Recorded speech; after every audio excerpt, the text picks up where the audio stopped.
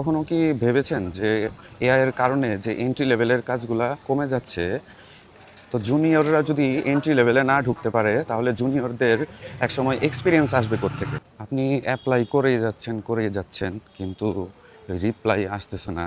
এটা আসলে আপনার দোষ না। ২০২২ এর আগে যে সিচুয়েশন ছিল, এখন ওই এক সিচুয়েশন নাই। এখন ওই তুলনায় প্রায় অর্ধেক জব রিকোয়ারমেন্ট আছে যেগুলাতে জুনিয়র বা ফ্রেশারদের নিচ্ছে।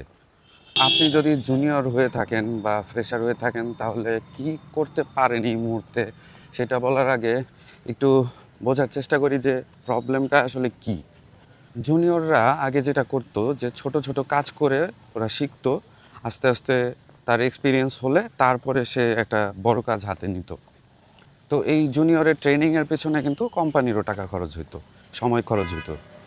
এখন এআই যেহেতু এই ছোট ছোট কাজগুলা করে ফেলতে পারতেছে, তার মানে আপনি যে আগে শিখতে পারতেন ওই শেখার রাস্তাটা কষ্ট হয়ে যাচ্ছে এআই এর কারণে। কারণ এআই অনেক অল্প খরচে ওই একই কাজটা করে দিচ্ছে।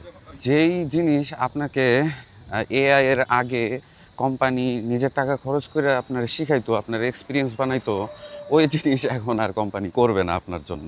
ঠিক আছে? ওইটা আপনার নিজের করতে হবে এখন।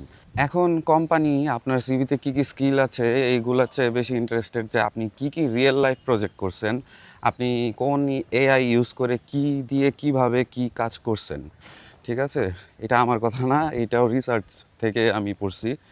তবে একটা আশার বিষয় হচ্ছে যে টেনিও নামে একটা কোম্পানি আছে। ওরা প্রায় মানে কয়েকশো বিভিন্ন কোম্পানির সিইওকে জিজ্ঞেস করছে যে এন্ট্রি লেভেলের জবটার ক্রাইসিসটা নিয়ে।